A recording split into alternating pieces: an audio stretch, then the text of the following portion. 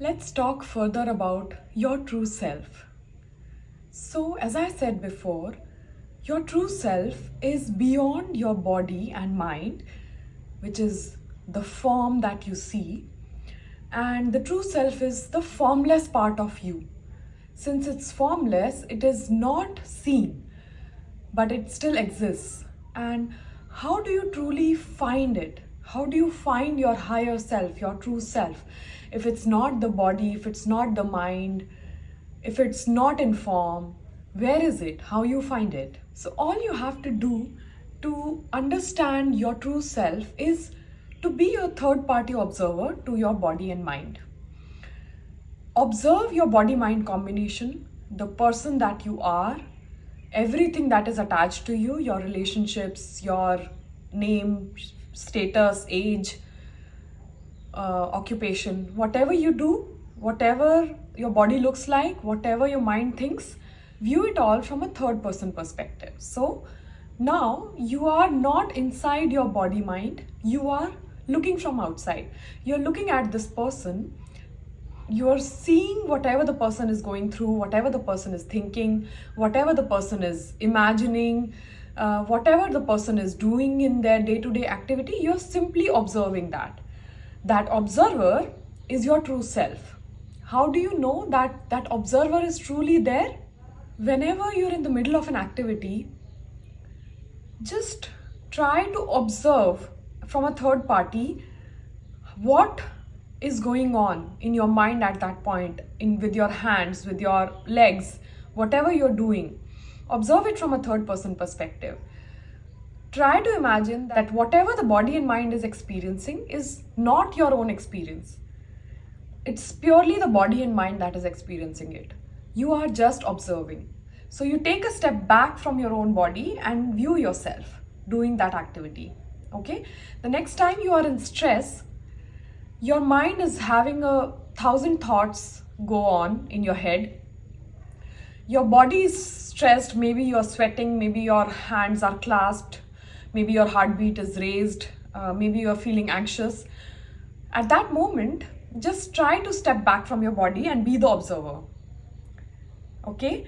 You'll see that when you become the observer, you realize that none of that anxiety, none of that stress, none of those thoughts belong to you. Truly, they do not belong to you. That's purely the form that is experiencing it. The true you is just simply an observer. From an observer perspective, you will find there is immense bliss because the observer is not afraid, right? The observer is not afraid even of dying. Even if somebody just pulls a trigger on you, when you're the observer, you are seeing that the body is dying. You are not, okay? So you have to keep coming back to that observer perspective. And in your day-to-day life, you will keep forgetting that you are not this body nor this mind. You will again and again imbibe yourself so much into the body-mind combination that you'll forget that you're not this body or this mind. But with practice, you have to learn to remind yourself that you are the observer, not the body-mind. To do this, you can meditate, okay? It's essential to meditate the first thing in the morning when you wake up for at least 15-20 minutes, or the last thing before you go to sleep, because at that time, your brain waves are slowing down, okay? When your brain waves are slowing down, your mind is literally slowing down and your mind is not covering up the true you, okay? Your body is relaxing. So when your body is relaxing, your mind is relaxing, the true self starts to come out. You are closest to your true self, to the observer before you go to sleep and the first thing after you wake up. At that time, try to meditate, try to practice coming closer to your true self and remembering that your true self is just the observer, and no matter what happens throughout the day, your true self is not experiencing any of that, okay? Your true self is just observing that. Your body is experiencing all the physical activities that are happening and your mind is experiencing all the mental activities that are happening. Your true self is just observing. Where is this true self? This true self is the spirit in you. It's the consciousness in you. Okay, so every cell in your body has its own intelligence. It is working on its own. Okay, every organ in your body have their own mechanism. They are working on their own. Your entire body is functioning with an intelligence. Okay, now each cell in your body, each organ in your body, and you as a whole are functioning because there is consciousness in us. Okay, this consciousness, the spirit, the soul is in us in this form. That's why we are functioning. Okay, when you die, some of your organs are still working, right? How do your cells get to know that this is the moment to die? Just die off, just end your life. How does a cell know that you have to just end it? How does the organ know that slowly just finish it? How does your body know that it can't move anymore? Because the consciousness is taken out of it. The spirit or the soul is taken out of the body and the body becomes dead. Okay, now the body is what becomes dead. The true you, which is the soul or spirit, never dies. Okay, I quote again and again from the Gita. The soul or your consciousness is eternal.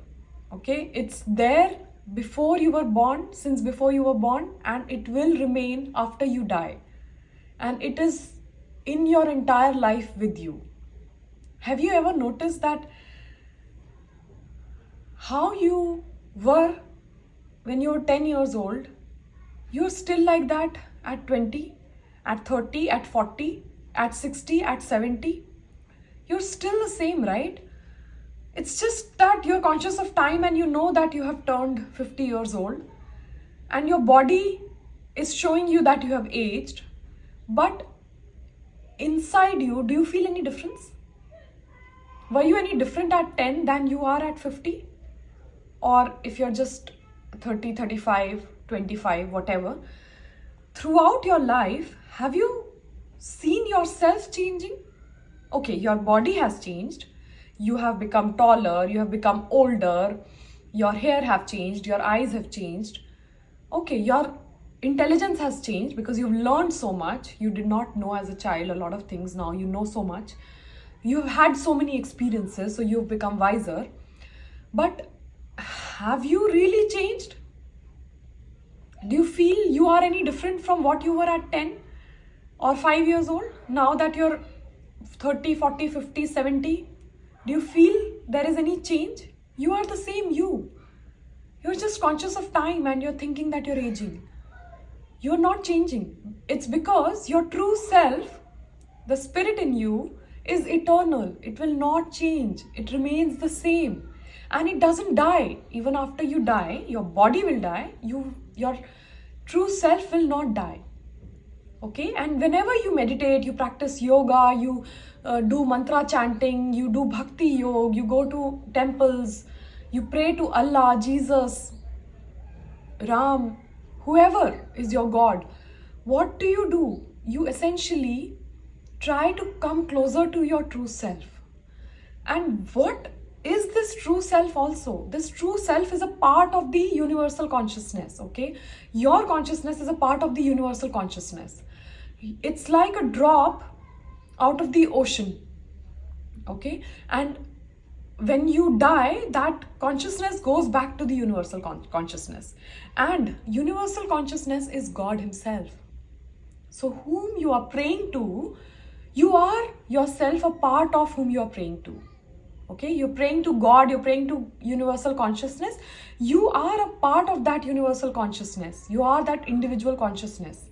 Okay, you have come here to experience the human lifetime. Okay, when you were born, you were given this human body, this form and this mind, body and mind, to let you have that human experience from birth till death. Okay, but this is not the only experience you're going to have. Before birth, you've had many experiences as consciousness, and after death, you will have many more experiences as consciousness. The consciousness will remain. It's eternal and it's a part of the whole consciousness. So you essentially are part of God. Okay, this is what I wanted to discuss today about higher self. You may want to call it Krishna consciousness, higher self, spirit, soul, Shiva, nothingness, quantum field, as scientists now call it, quantum field. Okay, all of this is that one consciousness that you are, and the big consciousness, the universal consciousness that we are all a part of. I hope it made some sense. Please let me know if you have any questions.